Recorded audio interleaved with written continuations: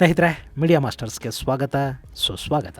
ಗೆಳೆಯರೆ, ಈ ಬಾರಿಯ ಬೇಸಿಗೆ ಬಿಸಿ ಎಷ್ಟರ ಮಟ್ಟಿಗೆ ಹೊಡೆತ ಕೊಟ್ಟಿದೆ ಅಂದ್ರೆ, ನಗರ ಪ್ರದೇಶಗಳಲ್ಲಿನ ಮನೆಗಳಲ್ಲಿ ಬೋರ್ವೆಲ್ಗಳು ಬತ್ತು ಹೋಗಿವೆ, ನೆಲ ಕಾದ ಹೆಂಚಿನಂತಾಗಿದೆ, ಯಾವಾಗ ಮಳೆ ಬರುತ್ತೋ ಅನ್ನೋ ನಿರೀಕ್ಷೆ ಹೆಚ್ಚಾಗ್ತಾ ಇದೆ. ನಾವೀಗ ಮೇ 3ನೇ ವಾರದಲ್ಲಿರೋ ಸಂದರ್ಭದಲ್ಲಿ ಜೂನ್ಗಾಗಿ ಜನ ಎದುರು ನೋಡ್ತಾ ಇದ್ದಾರೆ. ಯಾಕೆಂದ್ರೆ ಜೂನ್ನಲ್ಲಿ ಮುಂಗಾರಿನ ಸಿಂಚನ ಶುರುವಾಗುತ್ತೆ, ನೆಲ ತಣಿಯುತ್ತೆ, ಭೂಮಿ ನಳನಳಿಸತ್ತೆ, ನದಿ ತೊರೆಗಳು ತುಂಬುತ್ತವೆ, ಒಣಗಿ ಬರಡಾಗಿರುವ ನೆಲದಲ್ಲಿ ಹಸಿರು ಮೂಡುತ್ತೆ. ಹೀಗಾಗಿ ಜೂನ್ನಲ್ಲಿ ಬರೋ ಮಳೆಯ ಆಹ್ಲಾದವನ್ನ ನೆನಪು ಮಾಡ್ಕೊಂಡು ಮೇ ಬಿಸಿಲಿನ ನರಕವನ್ನ ಜನ ಸಹಿಸಿಕೊಳ್ತಾ ಇದ್ದಾರೆ. ಹಾಗಾದ್ರೆ ಈ ಬಾರಿಯ ಮಾನ್ಸೂನ್ ಹೇಗಿರುತ್ತೆ? ಮಳೆ ಚೆನ್ನಾಗಿದ್ರೆ ಬೆಳೆ ಚೆನ್ನಾಗಿರುತ್ತೆ, ಬೆಳೆ ಚೆನ್ನಾಗಿದ್ರೆ ರೈತನ ಬದುಕು ಹಸನಾಗುತ್ತೆ, ರೈತನ ಮುಖದಲ್ಲಿ ನಗು ಮೂಡಿದ್ರೆ ದೇಶ ಖುಷಿಯಾಗಿರುತ್ತೆ. ಸೊ ಮಾನ್ಸೂನ್ ಬಗ್ಗೆ ಹವಾಮಾನ ಇಲಾಖೆ ಏನು ಹೇಳ್ತಾ ಇದೆ, ಈಗ ಸಿಗ್ತಾ ಇರೋ ಖುಷಿಯ ವಿಷಯ ಏನು, ಹಾಗೇನೆ ಆತಂಕಕ್ಕೆ ಕಾರಣ ಆಗ್ತಾ ಇರೋದೇನು ಅನ್ನೋದ್ರ ಬಗ್ಗೆ ಒಂದಷ್ಟು ಮಾಹಿತಿಯನ್ನ ನಾವಿಲ್ಲಿ ನೋಡೋಣ.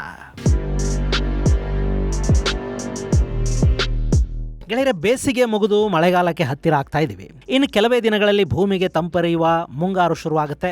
ಈ ಬಾರಿ ಮುಂಗಾರಿನ ಆಗಮನ ನಿರೀಕ್ಷೆಗಿಂತಲೂ ಬೇಗ ಆಗುತ್ತೆ ಅನ್ನೋ ಮಾಹಿತಿಯನ್ನು ಹವಾಮಾನ ಇಲಾಖೆ ಕೊಡ್ತಾ ಇದೆ. ಮೇ 26ರ ಹೊತ್ತಿಗೆಲ್ಲ ಮಾನ್ಸೂನ್ ಮಾರುತಗಳು ಕೇರಳವನ್ನು ಪ್ರವೇಶಿಸುವ ಸಾಧ್ಯತೆ ಇದೆ. ಈಗಾಗಲೇ ಮಾನ್ಸೂನ್ ಮಾರುತಗಳು ಅಂಡಮಾನ್ ನಿಕೋಬಾರ್ ಅನ್ನು ಮುಟ್ಟಿಯಾಗಿದೆ. ಹೀಗಾಗಿ ಇನ್ನೊಂದು ವಾರದ ಒಳಗೆ ಮಾನ್ಸೂನ್ ಮಾರುತ ಕೇರಳವನ್ನು ತಲುಪುತ್ತೆ. ಅದಾದ 4-5 ದಿನಗಳ ನಂತರ ಕರ್ನಾಟಕವನ್ನು ಪ್ರವೇಶಿಸುವ ಮಾನ್ಸೂನ್ ಮಾರುತಗಳು ಜುಲೈ ಮೊದಲನೇ ವಾರದ ಒಳಗೆ ಇಡೀ ದೇಶವನ್ನ ಆವರಿಸಿಕೊಳ್ಳುತ್ತವೆ. ಇಂಥ ಮುಂಗಾರು ಈ ಬಾರಿ ಮೇ ಕೊನೆಯ ವಾರದಲ್ಲೇ ಕಾಲಿಡುತ್ತೆ. ಕಳೆದ ಬಾರಿ ಮೇ 24ಕ್ಕೆ ಮಾನ್ಸೂನ್ ಬಂದು ದಾಖಲೆ ನಿರ್ಮಾಣ ಮಾಡಿತು. ಈ ಬಾರಿ ಕೂಡ ಹಾಗೆ ಆಗುವ ಸಾಧ್ಯತೆ ಹೆಚ್ಚಾಗಿ ಕಾಣ್ತಾ ಇದೆ. ಇಲ್ಲಿ ಮಾನ್ಸೂನ್ ಬಂತು ಅಂದ್ರೆ ಕೃಷಿಕರಲ್ಲಿ ಹೊಸ ಉತ್ಸಾಹ ಶುರುವಾಗುತ್ತೆ, ಭೂಮಿ ನಳನಳಿಸೋದಕ್ಕೆ ಪ್ರಾರಂಭ ಮಾಡುತ್ತೆ. ಸ್ನೇಹಿತರೆ, ಬೇರೆ ದೇಶಗಳಿಗೆ ಮಾನ್ಸೂನ್ ಅಂದ್ರೆ ಒಂದು ಋತು ಮಾತ್ರ, ಆದರೆ ಭಾರತದಲ್ಲಿ ಮಾನ್ಸೂನ್ ಅಂದ್ರೆ ಒಂದು ಹಬ್ಬ ಇದ್ದ ಹಾಗೆ. ಆ ಹಬ್ಬದ ಖುಷಿ ಅನುಭವಿಸಿದವರಿಗೆ ಮಾತ್ರ ಗೊತ್ತು. ಅದರಲ್ಲೂ ನಮ್ಮ ಪ್ರಕೃತಿ ಮಾನ್ಸೂನ್ ಅನ್ನು ಅಪ್ಪಿಕೊಳ್ಳುತ್ತೆ ನೋಡಿ, ಅದನ್ನು ನೋಡೋದೇ ಒಂದು ಚಂದ. ಇನ್ನು ಕೃಷಿ ಗೆಳೆಯರೆ, ಭಾರತ ಇವತ್ತು IT ಹಬ್ ಆಗಿ ಬೆಳೆದಿರಬಹುದು, ರಕ್ಷಣಾ ವಲಯದಲ್ಲಿ ಸಾಧನೆಯನ್ನ ಮಾಡಿರಬಹುದು, ಸೈನ್ಸ್ ಅಂಡ್ ಟೆಕ್ನಾಲಜಿಯಲ್ಲಿ ದೊಡ್ಡ ಮಟ್ಟದ ಪ್ರಗತಿಯನ್ನು ಕಂಡಿರಬಹುದು. ಆದರೆ ಇವತ್ತಿಗೂ ಭಾರತದಲ್ಲಿ 55% ವರ್ಕ್ ಫೋರ್ಸ್ಗೆ ಉದ್ಯೋಗವನ್ನು ಕೊಟ್ಟಿರೋದು ಕೃಷಿನೇ. ಇನ್ನು ನಮ್ಮಲ್ಲಿ ಒಟ್ಟು food grain production 357.73 million metric ton ಅನ್ನು ಮುಟ್ಟಿದೆ. ಹಾರ್ಟಿಕಲ್ಚರ್ ಉತ್ಪಾದನೆ 362.08 ಮಿಲಿಯನ್ ಟನ್ ಅನ್ನು ಮುಟ್ಟಿದೆ. ಇನ್ನು ಕಾಳುಗಳು, ಹಾಲಿನ ಉತ್ಪಾದನೆ, ಸೆಣಬಿನ ಉತ್ಪಾದನೆ, ಅಕ್ಕಿ ಉತ್ಪಾದನೆಯಲ್ಲಿ ಭಾರತ ಇಡೀ ವಿಶ್ವದಲ್ಲೇ ಮೊದಲ ಸ್ಥಾನದಲ್ಲಿದೆ. ಗೋಧಿ, ಹಣ್ಣು, ತರಕಾರಿ ಬೆಳೆಗಳ ವಿಷಯದಲ್ಲಿ 2ನೇ ಸ್ಥಾನವನ್ನು ಭಾರತ ಪಡ್ಕೊಂಡಿದೆ. ಇದರ ಜೊತೆ ತೋಟಗಾರಿಕೆ, ಮೀನುಗಾರಿಕೆ ಹಾಗೂ ಪಶುಸಂಗೋಪನೆಯಲ್ಲಿ ಕೂಡ ಭಾರತ ಸಾಕಷ್ಟು ಪ್ರಗತಿಯನ್ನು ಕಂಡಿದೆ. ಇಲ್ಲಿ ಇಷ್ಟೆಲ್ಲ ಸಾಧ್ಯ ಆಗ್ತಾ ಇರೋದು ಮಾನ್ಸೂನ್ನಿಂದ ಅಂದ್ರೆ ಅತಿಶಯೋಕ್ತಿ ಏನಲ್ಲ. ಭಾರತದ ಒಟ್ಟು ಕೃಷಿ ಭೂಮಿಯಲ್ಲಿ ಮಳೆ ಆಧಾರಿತ ಭೂಮಿ 60%ರಷ್ಟಿದೆ. ಇನ್ನುಳಿದ 40%ನಷ್ಟು ಕೃಷಿ ಭೂಮಿ ಮಾತ್ರನೇ ಇವತ್ತು ನೀರಾವರಿ ಸೌಲಭ್ಯಕ್ಕೆ ಒಳಪಟ್ಟಿರೋದು. ಸೊ ಭಾರತದ ಕೃಷಿಯ ಬಹುಭಾಗ ಅವಲಂಬಿತವಾಗಿರೋದೇ ಮಾನ್ಸೂನ್ ಮೇಲೆ. ಹೀಗಾಗಿ ಒಮ್ಮೆ ಮಳೆ ಕೈಕೊಟ್ಟು ಬಿಟ್ರೆ ಭಾರತದಲ್ಲಿ ದೊಡ್ಡ ಸಮಸ್ಯೆಗಳು ಶುರುವಾಗುತ್ತವೆ. ಅದರಲ್ಲೂ ದಕ್ಷಿಣದ ರಾಜ್ಯಗಳಲ್ಲಿ ಭಾರಿ ಸಮಸ್ಯೆ ಕಂಡುಬರುತ್ತೆ. ಯಾಕೆ ಹೀಗೆ ಅನ್ನೋದನ್ನ ನಾವು ನೋಡೋದಾದ್ರೆ, ಉತ್ತರ ಮತ್ತು ದಕ್ಷಿಣದ ರಾಜ್ಯಗಳ ನೀರಾವರಿ ವ್ಯವಸ್ಥೆಯನ್ನು ನಾವು ಗಮನಿಸಬೇಕಾಗತ್ತೆ. ಆಗಷ್ಟೇ ದಕ್ಷಿಣ ಭಾರತಕ್ಕೆ ಯಾಕೆ ಮಾನ್ಸೂನ್ ಅತಿ ಮುಖ್ಯ ಅನ್ನೋದು ನಮಗೆ ಅರ್ಥ ಆಗುತ್ತೆ. ಗೆಳೆಯರೆ, ಭಾರತದ ನದಿಗಳನ್ನು 2 ವಿಧಗಳಾಗಿ ವಿಂಗಡಿಸ್ತಾರೆ.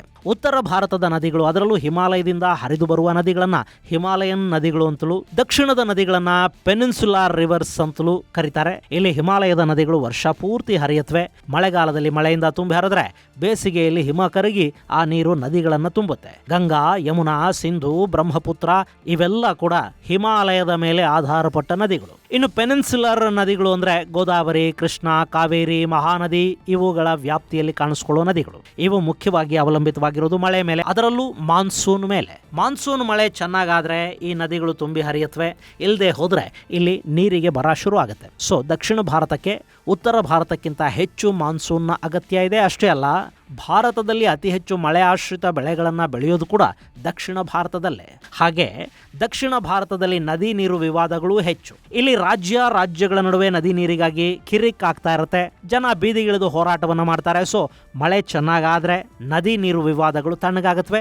ಒಂದು ವೇಳೆ ಮಳೆಯ ಕೊರತೆ ಉಂಟಾದ್ರೆ ಅಲ್ಲಿ ಸಮಸ್ಯೆ ಹೆಚ್ಚಾಗ್ತಾ ಹೋಗುತ್ತೆ. ಅದರಲ್ಲೂ ಕರ್ನಾಟಕ ಮತ್ತು ತಮಿಳುನಾಡಿನ ನಡುವೆ ಕಾವೇರಿ ನದಿ ವಿವಾದ ತೀವ್ರ ಸ್ವರೂಪವನ್ನು ಪಡೆಯೋ ಸಾಧ್ಯತೆ ಮಳೆ ಕಡಿಮೆಯಾದ ಸಂದರ್ಭದಲ್ಲಿರುತ್ತೆ. ಯಾಕೆ ಅಂದ್ರೆ ಗೋದಾವರಿ ಗೋದಾವರಿ ಮತ್ತು ಕೃಷ್ಣಾ ನದಿಗಳಲ್ಲಿ ತೀರಾ ವಿವಾದಗಳು ಉಂಟಾಗದಷ್ಟು ಮತ್ತು ವಿವಾದಗಳನ್ನ ಮುಚ್ಚಿ ಹಾಕುವಷ್ಟು ನೀರಿರುತ್ತೆ. ಅಲ್ಲಿ ಭಾರಿ ಪ್ರಮಾಣದ ನೀರಿನ ಹರಿವಿರೋದ್ರಿಂದ ಅಲ್ಲಿ ಜಲ ವಿವಾದಗಳು ದೊಡ್ಡ ಪ್ರಮಾಣದಲ್ಲಿಲ್ಲ. ಆದ್ರೆ ಕಾವೇರಿ ಅನ್ನೋದು ಹಾಗಲ್ಲ. ಕಾವೇರಿ ನದಿ ಪಾತ್ರದಲ್ಲಿ ಮಳೆಯ ಸಮಸ್ಯೆ ಕಾಣಿಸ್ಕೊಂಡ್ರೆ ತಮಿಳುನಾಡಿನ ಕಿರಿಕ್ ಕರ್ನಾಟಕಕ್ಕೆ ಶುರು ಆಗುತ್ತೆ. ಕರ್ನಾಟಕದಲ್ಲಿ ಕುಡಿಯೋದಿಕ್ಕೆ ನೀರಿಲ್ಲದೆ ಇದ್ರೂ ಪರವಾಗಿಲ್ಲ, ನಮ್ಮ ಬೆಳೆಗಳಿಗೆ ನೀರು ಬಿಡಿ ಅಂತ ತಮಿಳುನಾಡು ಜಗಳ ಮಾಡೋದಕ್ಕೆ ಶುರು ಮಾಡುತ್ತೆ.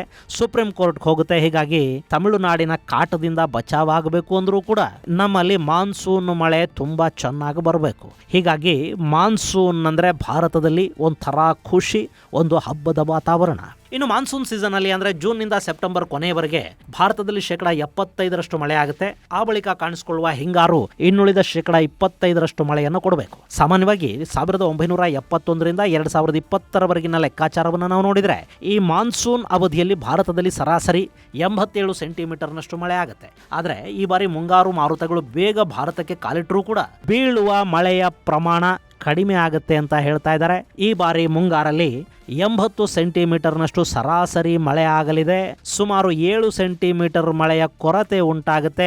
ಸೊ ಮಾನ್ಸೂನ್ ಬೇಗ ಬರ್ತಾ ಇದೆ ಅನ್ನೋದು ಒಂದು ಕಡೆ ಖುಷಿ ಆದರೂ ಕೂಡ ಮಳೆಯ ಪ್ರಮಾಣ ಕಡಿಮೆ ಆಗುತ್ತೆ ಅನ್ನೋ ಮಾಹಿತಿ ಸ್ವಲ್ಪ ಮಟ್ಟಿಗೆ ಆತಂಕವನ್ನು ಕೂಡ ಉಂಟು ಮಾಡ್ತಾ ಇದೆ. ಇನ್ನು ಕೇರಳಕ್ಕೆ ಮಾನ್ಸೂನ್ ಬೇಗ ಬರ್ತಾ ಇರೋ ಕಾರಣ ಈಗಾಗಲೇ ಸಾಕಷ್ಟು ಎಚ್ಚರಿಕೆಗಳನ್ನು ರವಾನೆ ಮಾಡಿದ್ದಾರೆ. ಕೇರಳದ ಅಲಪ್ಪುಳ, ಕೊಟ್ಟಾಯಂ, ಎರ್ನಾಕುಲಂ, ಮಲಪ್ಪುರಂ, ಕೋಳಿಕೋಡ್, ವೈನಾಡ್, ಕಣ್ಣೂರು, ಕಾಸರಗೋಡು ಮುಂತಾದ ಕಡೆಗಳಲ್ಲಿ ಯೆಲ್ಲೋ ಅಲರ್ಟ್ ಅನ್ನು ಇಶ್ಯೂ ಮಾಡಿದ್ದಾರೆ. ಹಾಗೆ ಕೇರಳದ ಕರಾವಳಿ ತೀರದ ಜನಕ್ಕೆ ಮಳೆ ಬಂದ ಸಂದರ್ಭದಲ್ಲಿ ತೆಗೆದುಕೊಳ್ಳಬೇಕಾದ ಮುಂಜಾಗ್ರತಾ ಕ್ರಮಗಳ ಬಗ್ಗೆ ತಿಳಿಸಲಾಗಿದೆ. ಅಲ್ಲದೆ ಒಂದು ವೇಳೆ ಮುಂಗಾರಿನ ಆಗಮನದ ಬೆನ್ನಲ್ಲೇ ಚಂಡಮಾರುತದ ಸೂಚನೆಗಳು ಕಂಡು ಬಂದ್ರೆ ಜನ ಸುರಕ್ಷಿತ ಪ್ರದೇಶಗಳಿಗೆ ಹೋಗಬೇಕು. ತಗ್ಗು ಪ್ರದೇಶಗಳಲ್ಲಿ ಜನ ತಮ್ಮ ಸ್ಥಳಗಳನ್ನು ಬದಲಿಸಬೇಕು. ನದಿ ತೀರಗಳಲ್ಲಿ ಹಾಗೂ ಸಮುದ್ರ ತೀರಗಳಲ್ಲಿರುವಂತಹ ಕುಟುಂಬಗಳು ನೀರಿನ ಅಬ್ಬರವನ್ನ ಗಮನಿಸಿ ಸುರಕ್ಷಿತ ಕಡೆಗಳಿಗೆ ಹೋಗಬೇಕು. ಹಾಗೆ ಮರಗಳ ಬಳಿ ನಿಲ್ಲಬೇಡಿ, ಸಿಡಿಲು ಬಡಿಯುವ ಪ್ರದೇಶಗಳನ್ನ ತಪ್ಪಿಸಿ ಅಂತ ಹವಾಮಾನ ಇಲಾಖೆ ಎಚ್ಚರಿಕೆ ಕೊಟ್ಟಿದೆ. ಹಾಗೆ ಭೂಕುಸಿತ ಉಂಟಾಗುವ ಪ್ರದೇಶಗಳಲ್ಲಿ ಕೂಡ ಜನ ಎಚ್ಚರಿಕೆಯಿಂದ ಇರಬೇಕು ಅನ್ನೋ ಮಾಹಿತಿಯನ್ನು ಕೊಡಲಾಗಿದ್ದು, ವೈನಾಡಲ್ಲಿ ನಡೆದಂತಹ ದುರ್ಘಟನೆಗಳು ಮತ್ತೆ ಆಗಬಾರದು ಅನ್ನೋ ನಿಟ್ಟಲ್ಲಿ ಒಂದಷ್ಟು ಕ್ರಮಗಳನ್ನಲ್ಲಿ ಕೈಗೊಳ್ಳುತ್ತಾ ಇದ್ದಾರೆ. ಈ ಮೂಲಕ ಕೇರಳ ಮಾನ್ಸೂನ್ ಅನ್ನ ಬರಮಾಡಿಕೊಳ್ಳೋದಕ್ಕೆ ಸಿದ್ಧ ಆಗ್ತಾ ಇದೆ. ಇನ್ನು ಕರ್ನಾಟಕದಲ್ಲಿ, ಅದರಲ್ಲೂ ಬೆಂಗಳೂರಲ್ಲಿ GBA ಆಡಳಿತ ಈ ಬಾರಿ ಕೋಟೆ ಕೊಳ್ಳೆ ಹೊಡೆಯೋದಕ್ಕೆ ಮುಂಚೆ ಎಚ್ಚೆತ್ತುಕೊಳ್ಳೋ ಪ್ರಯತ್ನವನ್ನು ಮಾಡ್ತಾ ಇದ್ದಂತೆ ಕಾಣ್ತಾ ಇದೆ. ನಗರದ ನಾನಾ ಭಾಗಗಳಲ್ಲಿರುವ ಅಪಾಯಕಾರಿ ಅಂತ ಗುರುತಿಸಿಕೊಳ್ಳುವ ಮರಗಳನ್ನ ತೆರವುಗೊಳಿಸುವ ಬಗ್ಗೆ ನಾಗರಿಕರಿಂದ ಅಹವಾಲುಗಳನ್ನ ಆಹ್ವಾನ ಮಾಡಿದೆ. ಅಂಥ ಮರಗಳು ನಿಮ್ಮ ಪ್ರಿಮಿಸಸ್ ಅಲ್ಲಿ ಕಂಡು ಬಂದ್ರೆ ಅದರ ಬಗ್ಗೆ GBAಗೆ ತಿಳಿಸಿ, GBA ಅಧಿಕಾರಿಗಳು ಬಂದು ಕ್ರಮ ಕೈಗೊಳ್ಳುತ್ತಾರೆ ಅನ್ನೋ ಮಾಹಿತಿಯನ್ನು ಕೊಡಲಾಗಿದೆ. 1976ರ Karnataka prevention of trees act ನ ಸೆಕ್ಷನ್ 8 ಪ್ರಕಾರ ಈ ನಿರ್ಧಾರವನ್ನು ಕೈಗೊಳ್ಳುತ್ತಾ ಇರುವುದಾಗಿ GBA ಹೇಳಿದೆ. ಸೊ ಎಲ್ಲಾದ್ರೂ ನಿಮ್ಮ ಕಣ್ಣಿಗೆ ಅಪಾಯಕಾರಿಯಾಗಿ ಕಾಣುವ ಕೊಂಬೆ ರೆಂಬೆಗಳನ್ನ ಹೊಂದಿರುವ ಮರಗಳಿದ್ರೆ ಅದರ ಬಗ್ಗೆ GBAಗೊಂದು ಮಾಹಿತಿಯನ್ನು ಕೊಟ್ಟು ನೋಡಿ, ಅದೇನು ಮಾಡ್ತಾರೆ ಅನ್ನೋದನ್ನ ಕೂಡ ನೋಡ್ಬಿಡೋಣ. ಇನ್ನು ಪ್ರತಿ ಬಾರಿ ಬೆಂಗಳೂರಲ್ಲಿ ಮಳೆ ಬಂದಾಗ್ಲೂ ಒಂದಷ್ಟು ಕಡೆಗಳಿಗೆ ನೀರು ನುಗ್ಗುತ್ತೆ, ಫ್ಲೈ ಓವರ್ಗಳು ಮುಚ್ಚೋಗುತ್ತವೆ, ರಸ್ತೆ ಯಾವುದು ಚರಂಡಿ ಯಾವುದು ಅನ್ನೋದು ಗೊತ್ತಾಗದ ವಾತಾವರಣ ನಿರ್ಮಾಣ ಆಗುತ್ತೆ. ಅದು ಈ ಹಿಂದಿನ BBMPಗೂ ಗೊತ್ತಿರ್ತಿತ್ತು, ಆದ್ರೆ ಯಾವ ಮಳೆಗಾಲವನ್ನು ಅವರು ಸರಿಯಾಗಿ ನಿರ್ವಹಿಸಿದ್ದನ್ನ ನಾವು ನೋಡ್ಲಿಲ್ಲ. ಇನ್ನು ಈಗ GBA ಅಂತ ಮಾಡ್ಕೊಂಡಿದ್ದಾರೆ, ಇವರು ಏನು ಮಾಡ್ತಾರೆ ಅನ್ನೋದನ್ನು ಕೂಡ ನಾವೊಂದು ಸ್ವಲ್ಪ ಕಾದು ನೋಡ್ಬೇಕಾಗುತ್ತೆ. ಮೊನ್ನೆ ಆಗ್ಲೇ ಒಂದು ಮಳೆ ಬಂತು, ಅದನ್ನವರು ನಿರ್ವಹಿಸಿದ ರೀತಿಯನ್ನ ಕಂಡಿದ್ದೀವಿ. ಈಗ ಮಾನ್ಸೂನ್ ಮಳೆಗೆ ಕೂಡ ಬೆಂಗಳೂರು ತೆರಕೋಬೇಕಾಗತ್ತೆ. ಹೀಗಾಗಿ ಅದನ್ನ GBA ಹೇಗೆ ನಿರ್ವಹಿಸುತ್ತೆ ಅನ್ನೋ ಕುತೂಹಲ ಕೂಡ ಇದೆ. ಗೆಳೆಯರೆ, ಮಳೆ ಅಂದ್ರೆ ಆನಂದ. ಬೇಸಿಗೆಯ ಬಿಸಿಯಲ್ಲಿ ಬೆಂದು ಹೋಗಿರೋ ಭೂಮಿಗೆ ಮಳೆ ತಂಪೆರೆಯುತ್ತೆ. ಹಾಗೆ ನದಿ ತೊರೆಗಳಲ್ಲಿ ನೀರಿನ ಹರಿವು ಹೆಚ್ಚಾಗುತ್ತೆ, ಕಾಡುಗಳು ಸಮೃದ್ಧ ಆಗುತ್ತವೆ. ಮನುಷ್ಯನಿಗೆ ನೀರಿನ ಕೊರತೆ ಉಂಟಾದ್ರೆ ಅವನು ಬೋರ್ ಹಾಕತಾನೆ, ನದಿಗಳನ್ನ ತಾನಿರೋ ಕಡೆಗೆ ತಿರುಗಿಸ್ಕೊಳ್ತಾನೆ. ಅವು ಒಣಗಿ ಹೋದ್ರೆ ಸಮುದ್ರದ ನೀರನ್ನ ಬೇಕಾದರೂ ಸ್ವಚ್ಛ ಮಾಡ್ಕೊಂಡು ಕುಡಿಯೋದಿಕ್ಕೆ ಬಳಸ್ತಾನೆ. ಆದ್ರೆ ಪಾಪ ಕಾಡಲ್ಲಿರೋ ಪ್ರಾಣಿಗಳು ನೀರಿಲ್ಲದೆ ಇದ್ರೆ ಏನು ಮಾಡಬೇಕು? ಅವುಗಳಿಗೆ ನೀರಿನ ಅಗತ್ಯ ತುಂಬಾ ಹೆಚ್ಚಿರುತ್ತೆ. ಹೀಗಾಗಿ ಬೇಗ ಮಳೆ ಬರಲಿ, ಕಾಡಲ್ಲಿನ ಪ್ರಾಣಿ ಪಕ್ಷಿಗಳಿಗೆ ಒಂದಷ್ಟು ನೀರು ಸಿಗುವ ಹಾಗಾಗ್ಲಿ, ನೆಲದ ಮೇಲೆ ಹಸಿರು ಮೊಳೆಯಲ್ಲಿ ರೈತನ ಮುಖದಲ್ಲಿ ಒಂದು ಖುಷಿ ಕಾಣಲಿ ಅಂತ ಆಶಿಸೋಣ. ಇದು ಗೆಳೆಯರೆ ಮಾನ್ಸೂನ್ ಕುರಿತಾದ ಒಂದಷ್ಟು ಮಾಹಿತಿ. ಮುಂದಿನ ಸಂಚಿಕೆಯಲ್ಲಿ ಮತ್ತಷ್ಟು ವಿಶೇಷಗಳ ಜೊತೆ ಮತ್ತೆ ಭೇಟಿಯಾಗೋಣ. ಅಲ್ಲಿವರೆಗೆ ಜೈ ಹಿಂದ್, ಜೈ ಕರ್ನಾಟಕ.